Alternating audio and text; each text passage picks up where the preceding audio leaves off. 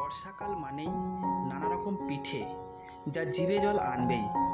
সেই সাথে বন্ধুরা তোমাদের বলে রাখি, এই পিঠে বানানো কিন্তু খুবই সহজ। চালের গুঁড়ির সাথে তাল তাল ছেনে নিতে হয়, সেই তাল ধীরে ধীরে মাখাতে হয়। তালের সাথে তাকে চিনি বা মিষ্টি গুড় যে কোনো কিছু একটা দিয়ে মেশালেই হয়। খুব সুন্দর করে এটাকে মাখাতে হয়, যেটা ওই কেকের ডো টাইপের অনেকটা দেখতে হয়। কেকের ডোর মতো মাখিয়ে নিতে হয়। আর এটা মা ঠাকুমারা খুব ভালো করে মাখাতে জানেন, তাই ওনারা খুব ভালো করেই মাখাচ্ছেন, ধীরে ধীরেই মাখাচ্ছে। আর এছাড়াও এই পিঠে তৈরি করতে লাগে কলা পাতা, একটা কড়াই। কলা পাতাগুলোকে আগে থেকে কেটে রাখা আছে, যদিও সেটা একটু পরেই দেখতে পাবে। মা এখন কী করছে, ধীরে ধীরে ওই চালের গুঁড়িটাকে রেডি করছে তাল পাতা দিয়ে। তারপরে এবার এসে গেছে কড়ার পালা। কড়াতে কলা পাতা ভালো করে কেটে রাখা ছিল।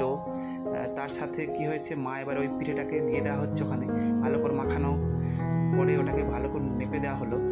এবার ওর উপরে কী করা হচ্ছে, কলা পাতা কেটে আবার চাপা দিয়ে দেওয়া হচ্ছে। কলা পাতা কেটে চাপা দিয়ে দেওয়ার পরে আরও অনেক কাজ আছে, যদিও সেগুলো আস্তে আস্তে দেখতে হবে। তো কলা পাতাগুলো কেটে কেটে আস্তে আস্তে চাপা দেওয়া হচ্ছে, যাতে না ওর মধ্যে আর নোংরাগুলো যেতে পারে। কলা পাতা পরপর বিছিয়ে দেওয়া হয়ে গেছে। এইবার হচ্ছে পরবর্তী কাজ, দেখুন ছাই।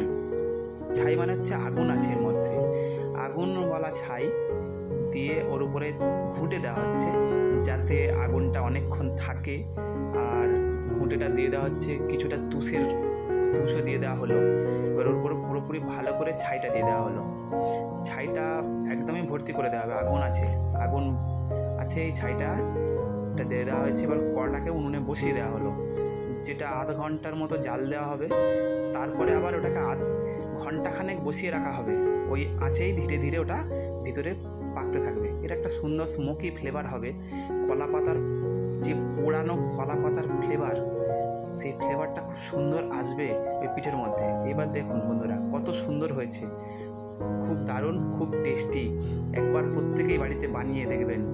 আর চ্যানেলটা ভালো লাগলে সাবস্ক্রাইব করবেন আর লাইক করবেন, কমেন্টে অবশ্যই জানাবেন পোড়া পিঠে কে কে ভালোবাসেন। থ্যাংক ইউ, ধন্যবাদ।